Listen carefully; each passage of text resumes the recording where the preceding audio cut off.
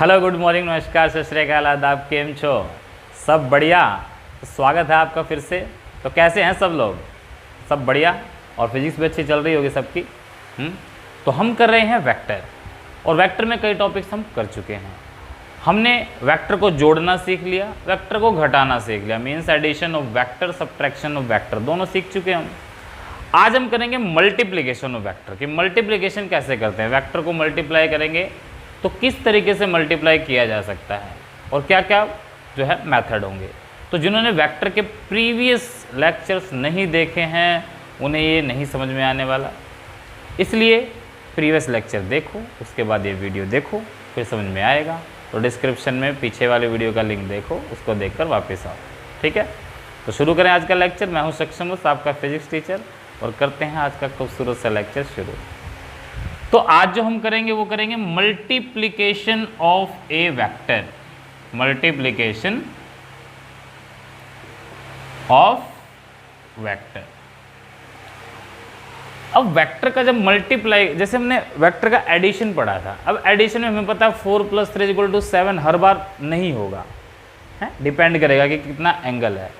ऐसे ही जब वेक्टर को मल्टीप्लाई करेंगे तो भी रिजल्ट्स अलग अलग आते हैं, यानी 4 × 3 हम 12 कह दें, हर हमेशा 12 होगा ऐसा जरूरी नहीं, बदल सकता है। तो बेसिकली वेक्टर मल्टीप्लिकेशन दो तरीके का होता है। अगर मैं वेक्टर को वेक्टर से मल्टीप्लाई कर दूं, ऑब्वियस सी बात है, दो वेक्टर है, मल्टीप्लाई होंगे। दूसरा भी क्या है, वेक्टर को वेक्टर से ही मल्टीप्लाई किया। पहले तरह के केस के अंदर वेक्टर को वेक्टर से मल्टीप्लाई करोगे तो आपके पास आंसर आएगा स्केलर। क्या आएगा? स्केलर। दूसरा है वेक्टर को वेक्टर से मल्टीप्लाई करोगे तो आंसर आएगा वेक्टर। ये कैसे हो सकता है, क्या होगा, ये भी आगे हम इसको पढ़ने वाले हैं। जब वेक्टर को वेक्टर से मल्टीप्लाई करते हैं तो जो स्केलर आएगा, इस तरह के प्रोडक्ट को बोलते हैं हम scalar product, scalar product of two vectors, या इसी का दूसरा नाम दे देते हैं हम डॉट प्रोडक्ट। ठीक है। दूसरा आता है वेक्टर को किससे मल्टीप्लाई कर दो, वेक्टर से, क्या मिलेगा, वेक्टर। इस तरह के प्रोडक्ट को बोलेंगे हम वेक्टर प्रोडक्ट, या इसी का दूसरा नाम है क्रॉस प्रोडक्ट। तो ये दो ही हम वेक्टर पढ़ने वाले हैं। वेक्टर को वेक्टर से मल्टीप्लाई किया, क्या आ जाएगा, स्केलर। वेक्टर को वेक्टर से मल्टीप्लाई किया, आंसर क्या आएगा, स्केलर आएगा। तो इस तरह का प्रोडक्ट क्या हो जाता है, स्केलर प्रोडक्ट या डॉट प्रोडक्ट। फिर वेक्टर को वेक्टर से मल्टीप्लाई कर देंगे तो क्या आएगा, वेक्टर। इस तरह के को जो यानी इस तरह का जो मल्टीप्लिकेशन होगा उसको क्या बोलेंगे हम, वेक्टर प्रोडक्ट या क्रॉस प्रोडक्ट। ठीक है। अब देखो इसका एग्जांपल अगर मैं तुम्हें बताऊं, जैसे तुमने वर्क पढ़ा हुआ है ना, वर्क पढ़ा है सबने। वर्क क्या होता है, फोर्स को डिस्प्लेसमेंट से क्या कर देते हैं, मल्टीप्लाई कर देते हैं। तो इसका मतलब अब वर्क क्या होता है, एक स्केलर होता है, बट फोर्स क्या है, वेक्टर। डिस्प्लेसमेंट क्या है, वेक्टर। दो वेक्टर का मल्टीप्लिकेशन क्या आया, स्केलर। तो इसका मतलब जो वर्क है वो फोर्स और डिस्प्लेसमेंट का क्या होगा, डॉट प्रोडक्ट होगा। डॉट प्रोडक्ट को ऐसे रिप्रेजेंट करते हैं, इसलिए वर्क को क्या लिखते हैं, F.S। तो वर्क स्केलर, दो वेक्टर का प्रोडक्ट स्केलर आ रहा है। ठीक है। ऐसे ही दो वेक्टर का प्रोडक्ट क्या आ सकता है, वेक्टर। तो हम आगे भी यूनिट में पढ़ेंगे टॉर्क, डायमेंशनल फॉर्मूला में हमने पढ़ा हुआ था इसको। टॉर्क होता है ऐसे ही R×F, मतलब R है डिस्प्लेसमेंट, F है फोर्स। इसको भी आगे डिटेल में आएगा जब पढ़ेंगे, बट यहाँ दो वेक्टर का क्रॉस प्रोडक्ट क्या आएगा, एक वेक्टर आएगा। ठीक है, इसलिए इसको बोल देंगे वेक्टर प्रोडक्ट या क्रॉस प्रोडक्ट, इसको बोलेंगे डॉट प्रोडक्ट या स्केलर प्रोडक्ट। समझ में आई बात? अभी हम इसको थोड़ा सा डिटेल में पढ़ते हैं। पहले पढ़ेंगे हम डॉट प्रोडक्ट को और बाद में पढ़ेंगे हम वेक्टर प्रोडक्ट को। तो आज की वीडियो में हम डॉट प्रोडक्ट को कवर करेंगे, नेक्स्ट वीडियो में हम क्रॉस प्रोडक्ट को कवर करेंगे। तो एक बार जल्दी से इसको नोट कर लो, बढ़े आगे, स्क्रीनशॉट ले लिया होगा। चलो, तो सबसे पहले हम पढ़ेंगे dot product of a vector. Dot product of vector. तो देखो डॉट प्रोडक्ट, या इसे बोल देते हैं हम स्केलर प्रोडक्ट। इसका ऐसा नाम क्यों है मैंने पहले ही बता दिया आपको। भाई डॉट प्रोडक्ट क्यों पढ़ा?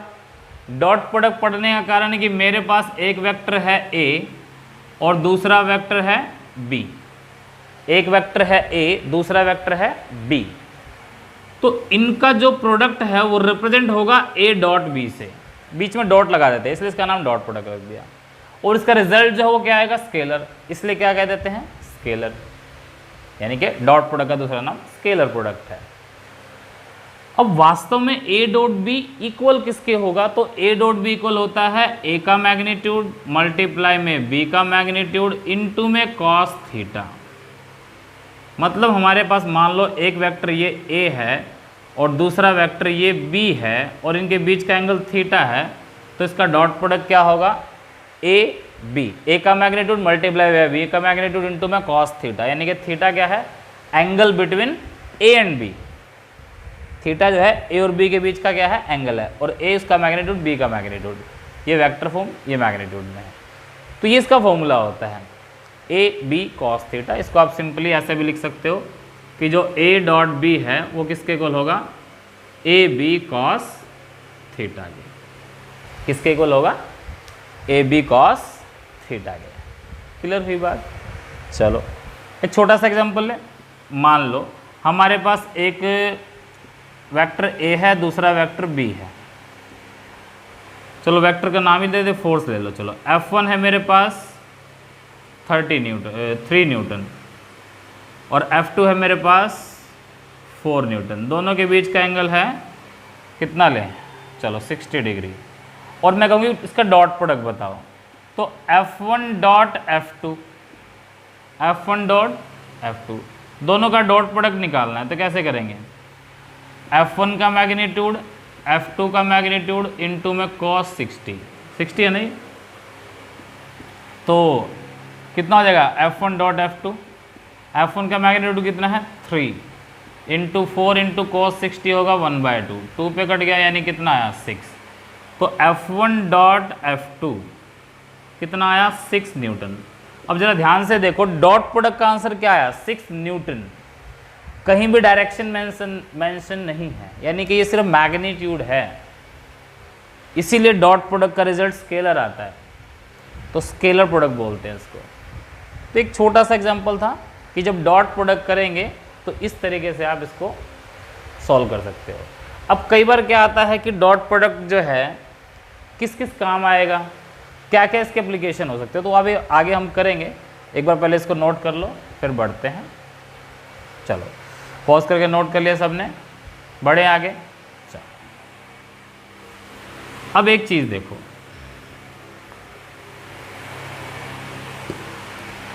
क्या मैं कहूं A डॉट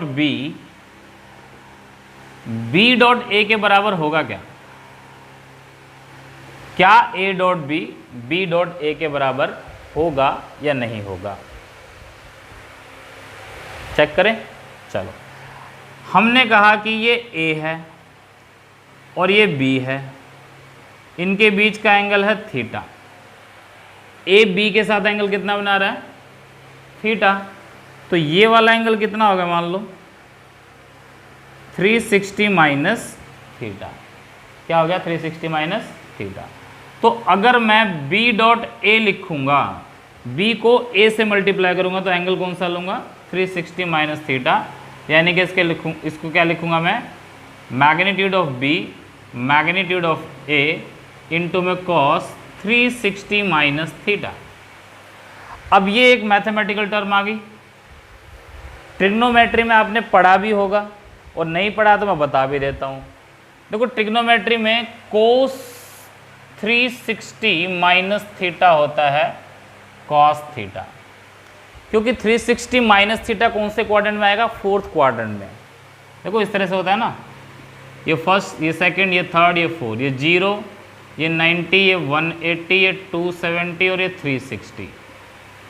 हमेशा याद रखो, जब भी 90 प्लस या माइनस थीटा होगा, यानी कैसे लिखा होगा ना, 90 प्लस माइनस थीटा लिखा हो या 270 प्लस माइनस थीटा लिखा हो, इन दोनों के केस में साइन का कन्वर्जन हो जाता है कोस में और कोस का कन्वर्जन हो जाता है साइन में।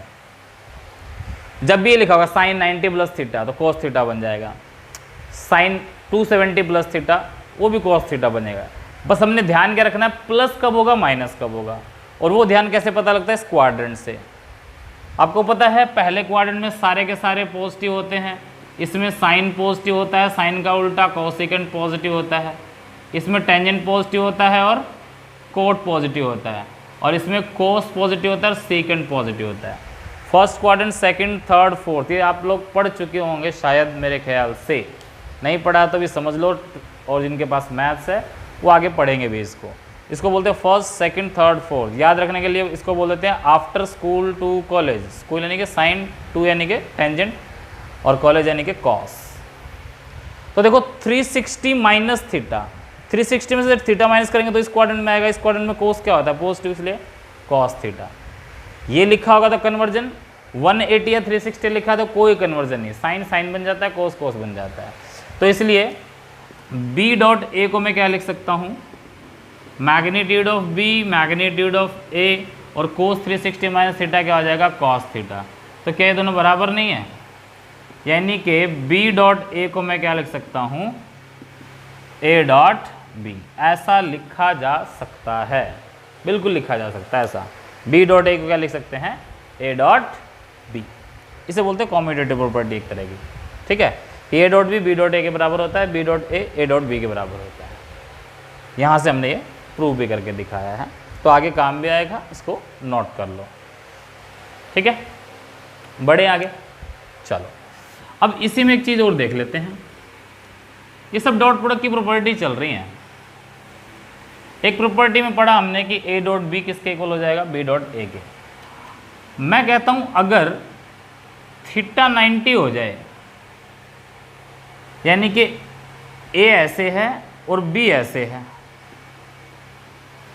ए ऐसे और बी ऐसे, और एंगल कितना है 90। ए ऐसे दे रखा है, बी ऐसे दे रखा है, एंगल कितना दे रखा है 90 दे रखा है, ठीक है।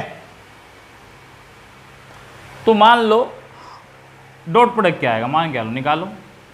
ए डॉट बी क्या लिखेंगे हम, ए का मैग्नीट्यूड, बी का मैग्नीट्यूड इनटू में कोस 90।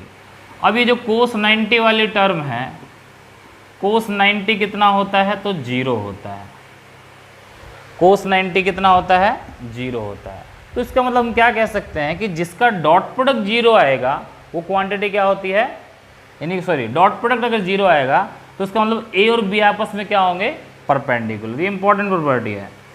If A dot B equal to 0 then A is perpendicular to B.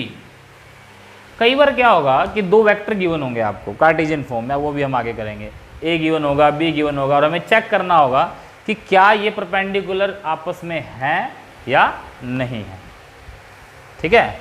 क्या ये परपेंडिकुलर आपस में है या नहीं है, ठीक है। तो उसमें भी ये हमें काम आएगा कि डॉट प्रोडक्ट 0 निकाल के देख लो। अगर डॉट प्रोडक्ट 0 आ गया तो परपेंडिकुलर है, डॉट प्रोडक्ट 0 नहीं आया तो परपेंडिकुलर नहीं है। ये आगे मैं अभी न्यूमेरिकल कराऊंगा इसके। ये भी एक इंपॉर्टेंट प्रॉपर्टी आती है डॉट प्रोडक्ट की, ठीक है, कि परपेंडिकुलर होगा तो डॉट प्रोडक्ट क्या आएगा, 0 आएगा। तो एक बार इसको भी नोट कर लो। चलो कर लिया नोट, कर दो रब, पॉज करके नोट कर लिया, पॉज करके नोट किया करो या स्क्रीनशॉट ले लिया करो, दोनों काम हो जाएंगे फिर अपने, ठीक है। तो बढ़ते हैं आगे, और अब है डॉट प्रोडक्ट ही। मान लो एक क्वेश्चन करते हैं डॉट प्रोडक्ट में कि if a force of 30 Newton is applied at a body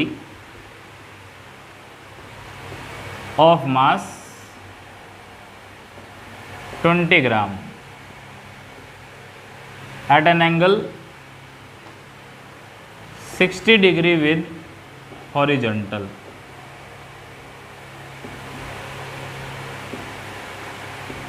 and displaces the body through 10 meter in x-axis.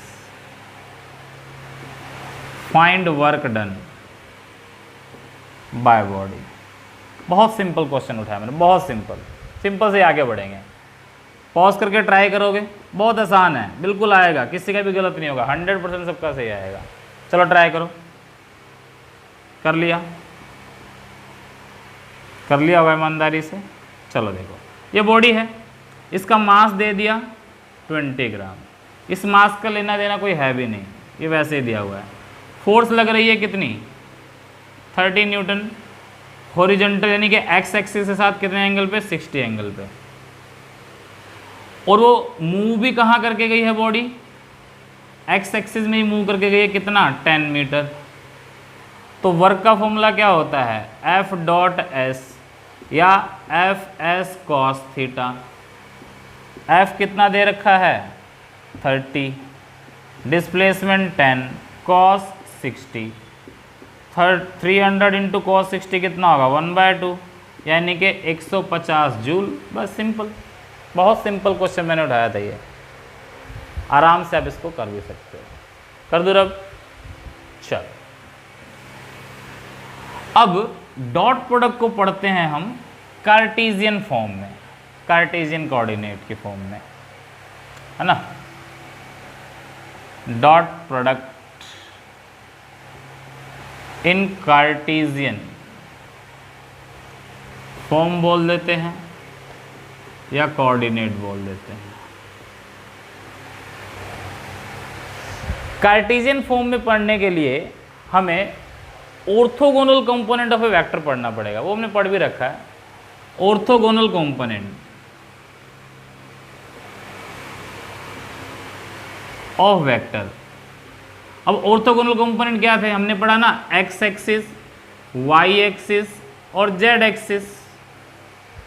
X axis, Y axis, Z axis.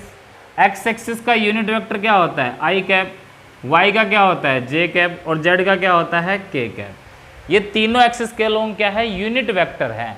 तीनों एक्सिस के अलोंग क्या है, यूनिट वेक्टर है, ठीक है। इन्हीं को ऑर्थोगोनल कंपोनेंट बोलते हैं। तो अगर मान लो आपको कोई वेक्टर दे रखा होगा आई जे के की फॉर्म में, तो डॉट प्रोडक्ट कैसे करेंगे, कैसे सोल्व करेंगे, वो देखते हैं। चलो, फॉर्मूला तुम्हें पता है, ए डॉट बी होगा तो क्या होगा, ए बी कॉस थीटा ही करने वाले हम। वही अब यहाँ क्या है कि एंगल गिवन नहीं है। जब एंगल नहीं गिवन होगा और वेक्टर को ऑर्थोगोनल फॉर्म में दिया होगा तो सॉल्व कैसे करेंगे। चलो बढ़ते हैं आगे, इसको कर दो अब। इसको देखो, मान लो आपको एक वेक्टर गिवन है ए एक्स आई कैप, ए वाई जे कैप और ए जेड के कैप। एक वेक्टर बी है बी एक्स आई कैप, बी वाई जे कैप और बी जेड के कैप। ये गिवन है आपको। मैं कहता हूँ ए डॉट बी निकालो। अब ए डॉट बी निकालोगे तो क्या करोगे भाई, ए की वैल्यू रख दो, ए एक्स आई कैप, ए वाई जे कैप और ए जेड के कैप, डॉट ए की वैल्यू रख दी, बी की वैल्यू रखो, बी एक्स आई कैप, बी वाई जे कैप और बी जेड के कैप। अब इन दोनों को आपस में मल्टीप्लाई करना, तो क्या करेंगे, पहले ए एक्स की इन तीनों के साथ, फिर ए वाई की इन तीनों के साथ, फिर ए जेड की इन तीनों के साथ मल्टीप्लिकेशन करेंगे। करो। अब हम एक लंबा मेथड कर रहे हैं, लॉन्ग मेथड, और बाद में फिर इसको मैं शॉर्ट कर दूंगा आपको बताने के लिए कि शॉर्ट क्यों किया और कहाँ से आया वो। तो समझने के लिए सिर्फ एक बार देखो, ए एक्स को इन तीनों से मल्टीप्लाई करूंगा तो ए एक्स को बी एक्स से करूंगा तो कितना आएगा, A X B X, I dot I, plus A X को बी वाई से करूंगा तो A X B Y, I dot J, ठीक है। फिर ए एक्स को बी जेड से करेंगे, ए एक्स बी जेड और आई डॉट के। ए एक्स की होगी तीनों के साथ, प्लस अब इसकी ए वाई की कर दो, ए वाई की बी एक्स से करेंगे तो ए वाई बी एक्स, और ये जगह J dot I, J dot I. A Y की बी वाई से करेंगे A Y B Y J dot J, plus A Y की बी जेड से करेंगे कितना आएगा, ए वाई बी जेड और जे डॉट के। ए वाई की तीनों से हो गई। अब ए जेड की तीनों से करो, A Z B X, A Z B X के dot I, A Z B Y के dot J, A Z B Z के डॉट के। ये तीनों मल्टीप्लिकेशन हमने कर लिया, इस तीनों की इन तीनों से। उसके बाद हमारे पास इतनी लंबी चौड़ी क्वांटिटी सॉल्व होकर आ गई। अब इसमें ब्रैकेट में आप देख रहे हो आई dot I, I dot J, I dot के, इनकी वैल्यूज क्या होगी? तो जरा इसको हम समझते हैं, इनकी वैल्यू क्या होगी। मान लो मेरे पास है आई डॉट आई, ठीक है, क्या मेरे पास आई डॉट आई। तो आई डॉट आई को क्या लिखूंगा मैं, आई आई कॉस थीटा। अब आई डॉट आई का मतलब क्या हुआ, देखो अभी मैंने ये बनाया था ना, एक्स वाई और जेड, एक्स वाई और जेड, ये आई, ये जे, ये के। आई डॉट आई का मतलब पहला वेक्टर एक्स में है और दूसरा वेक्टर भी एक्स में है। आई डॉट आई का मतलब ये हुआ ना, पहला एक्स में दूसरा भी एक्स में, तो इसका मतलब दोनों एक ही में हो, तो एंगल कितना हुआ, cos जीरो।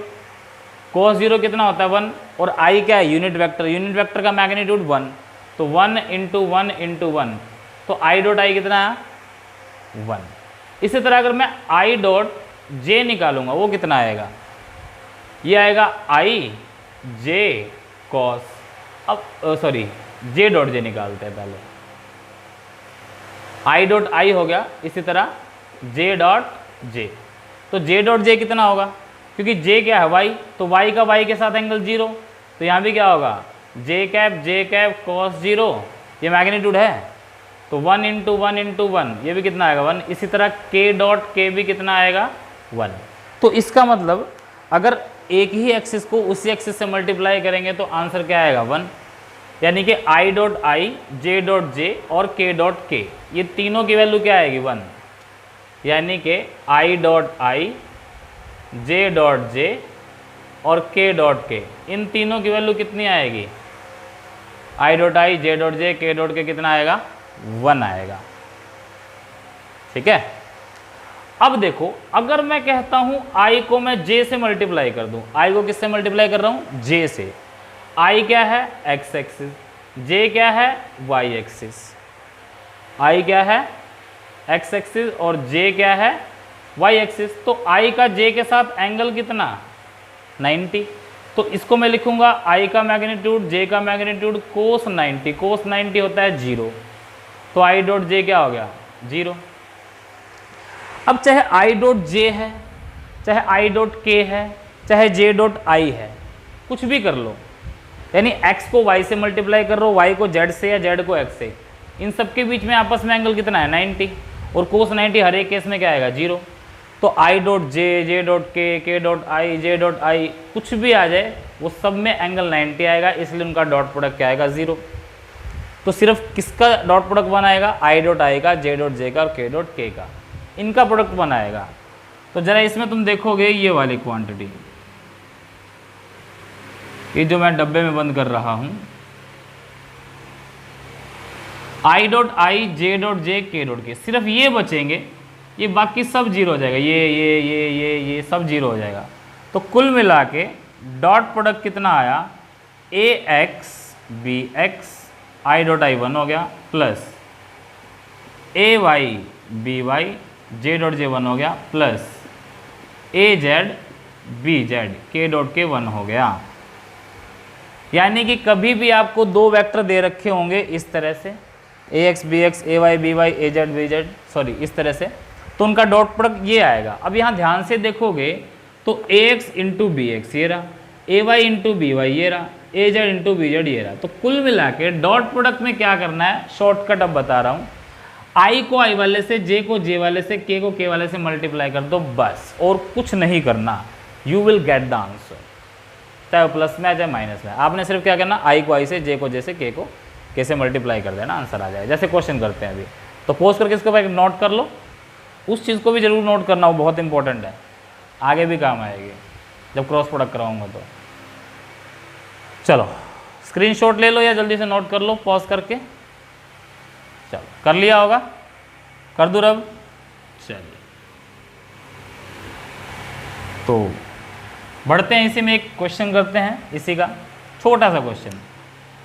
मान लो आपके पास एक वेक्टर है 3i cap minus 5j cap plus 4k cap, vector B है 2i cap plus 3j cap plus 3k cap. कहते हैं a डॉट b निकालो, इसका क्या निकालो, a डॉट b। अब मैंने क्या कहा था, डॉट प्रोडक्ट में क्या करेंगे, i को i से, j को j से, k को k से। तो i को i से 3 इंटू 2 6, माइनस 5 इंटू 3 माइनस 15, और 4 इंटू 3 कितना होगा 12। तो 12 और 6 18 में से 15 गए, कितना आया 3। तो a डॉट b कितना आया 3। अब जरा देखो, इस 3 के साथ ना तो i लगा हुआ, ना j ना k, इसका मतलब कोई भी यूनिट वेक्टर नहीं लगा हुआ, तो ये वेक्टर नहीं है, मैग्नीट्यूड है। इसीलिए डॉट प्रोडक्ट का रिजल्ट क्या आता है, स्केलर, तो इसलिए इसका नाम क्या रखा गया, स्केलर प्रोडक्ट। दोबारा प्रूफ किया हमने, ठीक है। तो a डॉट b सिंपली आप इस तरह से कैलकुलेट कर सकते हो, ठीक है। और कैसे कैसे न्यूमेरिकल डॉट प्रोडक्ट के पूछे जाते हैं तो आगे देखते हैं हम। एक बार इसको नोट कर लो, कर लिया सबने? चलो रब कर दूं। तो अभी मैंने देखो बताया था तुम्हें कि कई बार हमें क्या गिवन होगा कि भाई दो वेक्टर दे रखे होंगे और ये पूछ लेगा कि बताओ कि क्या ये वेक्टर आपस में परपेंडिकुलर हैं या नहीं हैं। तो चलो एक क्वेश्चन करते हैं इसी तरह का। क्वेश्चन है कि प्रूव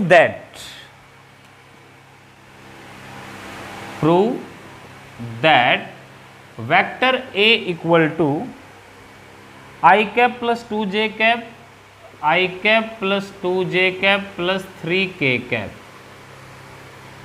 और वेक्टर b है 2i कैप माइनस का j cap, are perpendicular to each other. अब हमें ये प्रूव करके दिखाना है कि ये जो वेक्टर हैं ये आपस में परपेंडिकुलर हैं। तो मैंने बताया था प्रूव कैसे करके दिखाओगे, वेक्टर को लिख लो i cap plus 2j cap plus 3k cap, vector b कितना है 2i कैप माइनस का j कैप। अब डॉट प्रोडक्ट निकाल दो, अगर डॉट प्रोडक्ट 0 आ गया तो परपेंडिकुलर है, नहीं आया तो नहीं है। बट इसने कहा प्रूव करके दिखाओ तो डॉट प्रोडक्ट 0 आना ही चाहिए। तो i कैप के आगे कुछ नहीं लिखा तो इसका मतलब 1 है, 1 इंटू 2 कितना हो जाएगा 2, 2 इंटू माइनस 1 माइनस 2। अब यहाँ k नहीं है तो 0k लिख सकते हैं हम इसको, 3 इंटू 0 0, तो 2 माइनस 2 कितना आया 0, तो a डॉट b भी कितना आया 0। तो इसका मतलब क्या हुआ, ये दोनों परपेंडिकुलर है। बहुत ईजी क्वेश्चन था डॉट प्रोडक्ट का, सीधे डॉट प्रोडक्ट निकालो। अगर रिजल्ट जो है आपका 0 आता है तो इसका मतलब क्या है, वो परपेंडिकुलर है। रिजल्ट 0 नहीं आता तो परपेंडिकुलर नहीं है। चलो नोट कर लो इसको। इसी से रिलेटेड एक क्वेश्चन और देता हूं, वो आपने भी ट्राई करना है। कर दो रब? चलो, एंड द क्वेश्चन इज कि हमारे पास एक क्वेश्चन है कि for what value of m,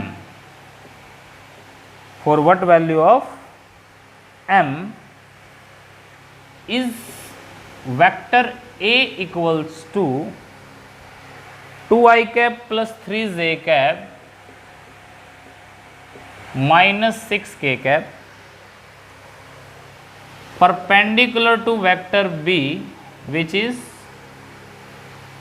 3i cap minus mj cap plus 6k cap. चलो, आपको दो वेक्टर गिवन है, एक वेक्टर है ये, दूसरा वेक्टर है ये, ठीक है। एक वेक्टर ये, एक वेक्टर ये। कह रहा है कि m की मैं क्या वैल्यू रखूं कि इनका जो है ये आपस में परपेंडिकुलर हो जाए। क्वेश्चन ये है, m की क्या वैल्यू रखूँ कि ये दोनों आपस में परपेंडिकुलर हो जाए। परपेंडिकुलर का मतलब क्या होता है, डॉट प्रोडक्ट जीरो हो जाए। तो क्या वैल्यू रखूँ m की कि डॉट प्रोडक्ट जीरो हो जाए। हिंट भी दे दिया मैंने। चलो जल्दी से शुरू हो जाओ, सॉल्व करो, पॉज करो, ट्राई करो, जल्दी से ट्राई करोगे तभी क्वेश्चन आपको आएंगे, नहीं करोगे तो नहीं आएंगे, इसलिए ट्राई करना बहुत ज़रूरी है। जिंदा रहने के लिए तेरी कसम है। फिजिक्स का न्यूमेरिकल ज़रूरी है जिंदा रहने के लिए भाई। करो जल्दी से। कर लिया। एक मुलाकात, ज़्यादा मुलाकात में नहीं जाओ भाई, जल्दी आ जाओ। चलो कर लिया सॉल्व सबने, कर लिया। चलो शुरू हो जाओ। A 2i cap plus 3j cap minus 6k cap. Vector B है 3i cap minus mj cap plus 6k cap. A ये दे दिया, बी ये दे दिया हमको। ए ये गिवन है, बी ये गिवन है, ठीक है। अब हमें पता है ए डॉट बी जीरो होना चाहिए, तो ए डॉट बी निकाल लो पहले। 3 इंटू 2 कितना 6, 3 इंटू एम कितना माइनस का 3m, माइनस 6 इंटू 6 माइनस 36, ये जीरो होना चाहिए। तो 6 और 36, तो माइनस का 3m माइनस का 30 इक्वल टू 0। और कितना हो गया ये, कहीं क्वेश्चन में गड़बड़ तो नहीं करी कहीं। स्टेटमेंट 2 3 माइनस 6 बिल्कुल ठीक है, और 3 माइनस एम प्लस 6 ठीक है। 36 हो गया, 3m माइनस का हो गया, 6 हो गया, ये 30 हो गया, ठीक है। माइनस 3m कितना आया, प्लस का 30, और m कितना आ जाएगा माइनस का 30/3, यानी m की वैल्यू आएगी -10। That's all. m की वैल्यू -10 रखो, रख के देख लो। -10 रखते कितना आ जाएगा -30, तो -30 और प्लस 30 कहाँ गया, कुछ गड़बड़ है। वैल्यू रख के देखें। अगर मैं m की वैल्यू -10 रखूँगा तो हाँ माइनस माइनस क्या हो जाएगा प्लस, तो 10 इंटू 3 प्लस का 30 आएगा ना, यहाँ प्लस का 30 माइनस का 30 0 आ जाएगा। वेरी गुड, ठीक है। तो इस तरीके से आप इस क्वेश्चन को सॉल्व कर सकते हैं, ठीक। जल्दी से नोट करो और फिर हम आगे बढ़ते हैं।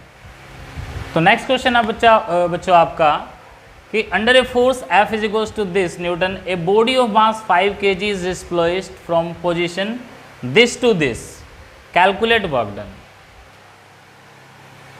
इस केस में आपको डिस्प्लेसमेंट डायरेक्ट गिवन नहीं है, पोजीशन गिवन है कि यहाँ से यहाँ उसको डिस्प्लेस किया, तो वर्क कितना होगा निकालना है। जल्दी से सॉल्व कर दो फटाफट। हिंट इज यही कि F क्या होगा, F डॉट S, ठीक है।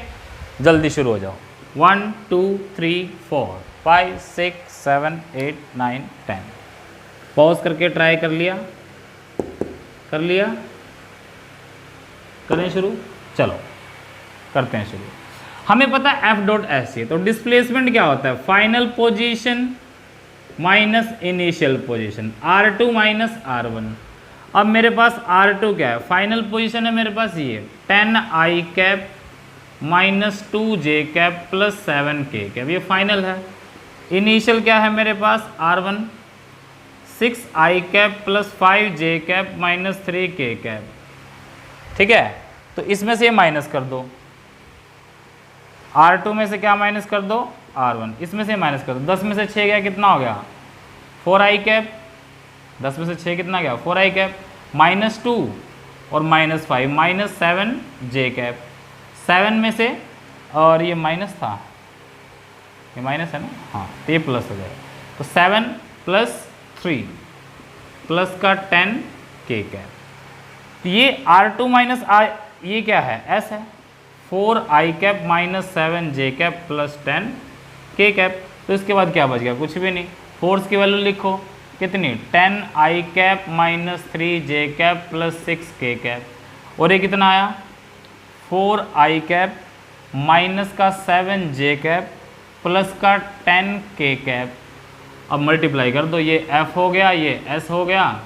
F डॉट S कितना हो जाएगा, 10 इंटू 4 40 माइनस 21 प्लस 60, तो 40 प्लस 60 कितना 100, और 100 में से 21 माइनस कर दो कितना बच जाएगा 79 जूल। ठीक है, तो ये आंसर आ जाएगा। एक बार पॉज करो और इसको नोट करो जल्दी से। तो देखो बच्चों, इसकी एक एप्लीकेशन और आती है कि डॉट प्रोडक्ट का इस्तेमाल किस में किया जाता है, to find angle between two vectors. अगर दो वेक्टर्स के बीच का अगर आपको एंगल पता करना है ना, तो उसके लिए भी इसका इस्तेमाल किया जाता है डॉट प्रोडक्ट का। कैसे? अब हमें पता है कि ए डॉट बी किसके इक्वल होगा, ए का मैग्नीट्यूड बी का मैग्नीट्यूड इनटू में कॉस थीटा। तो कॉस थीटा कितना आएगा, ए डॉट बी, ए का मैग्नीट्यूड बी का मैग्नीट्यूड। सिंपल, ठीक है। जैसे क्वेश्चन करते हैं, मान लो क्वेश्चन है find angle between vector A equals to I cap plus J cap makes with X axis. Simple सा क्वेश्चन पूछा कि एक वेक्टर ये है, अब ये वेक्टर एक्स में भी है वाई में भी है, पता है पूरा का पूरा वेक्टर एक्स के साथ कितना एंगल बना रहा है ये निकालना है। तो हमें पता है कि भाई इसका सॉल्यूशन जब करेंगे तो हमें पता है कि वेक्टर ए तो गिवन है आई कैप प्लस जे कैप, तो दूसरा वेक्टर क्या होगा, दूसरा वेक्टर किस में है, एक्स एक्सिस में है। तो कोई भी मान लो मैंने एक यूनिट वेक्टर ले लिया आई कैप। मुझे पता है cos थीटा निकालने के लिए क्या करूंगा, पहले डॉट प्रोडक्ट करूंगा। तो डॉट प्रोडक्ट निकाल लो, ए डॉट बी, आई की आई से मल्टीप्लिकेशन तो 1 की 1 से करेंगे 1, जे यहाँ नहीं है तो प्लस 0, जे क्या हो सकता है ना, तो 0 इंटू समथिंग 0। आई को आई से करेंगे, जे है ही नहीं, तो सिर्फ ए डॉट बी कितना आ गया 1। ए का मैग्नीट्यूड कितना होगा, इसका मैग्नीट्यूड कितना होगा 1 का स्क्वायर प्लस 1 का स्क्वायर और स्क्वायर रूट यानी कि √2। और b का मैग्नीट्यूड कितना होगा यूनिट वेक्टर 1। ये सारी वैल्यू यहाँ रख दो। तो cos थीटा कितना आएगा, a डॉट बी कितना आया 1, a का मैग्नीट्यूड √2, b का मैग्नीट्यूड 1, तो cos थीटा आया 1/√2। तो थीटा कितना आया 45 डिग्री। सिंपल, कोई दिक्कत नहीं होनी चाहिए मेरे ख्याल में, इसमें 45 आ गया। ठीक है, कर दूँ अब इसको। एक क्वेश्चन और देता हूँ, वो आपने करना है, पॉज करके नोट कर लो फटाफट। चलो, तो एक क्वेश्चन और मैं आपको देता हूँ, वो आप ट्राई कीजिए। द क्वेश्चन इज कि फाइंड एंगल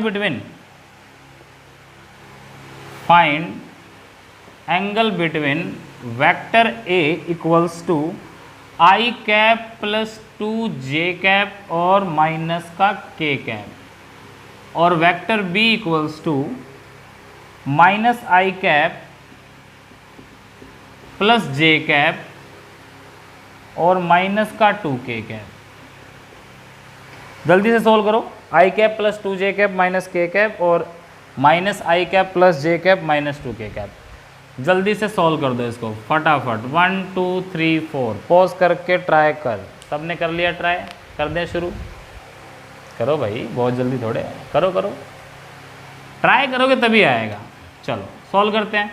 तो मुझे चाहिए पहले a का मैग्नीट्यूड, इसका मैग्नीट्यूड निकालो 1 का स्क्वायर प्लस 2 का स्क्वायर प्लस माइनस 1 का स्क्वायर अंडर रूट।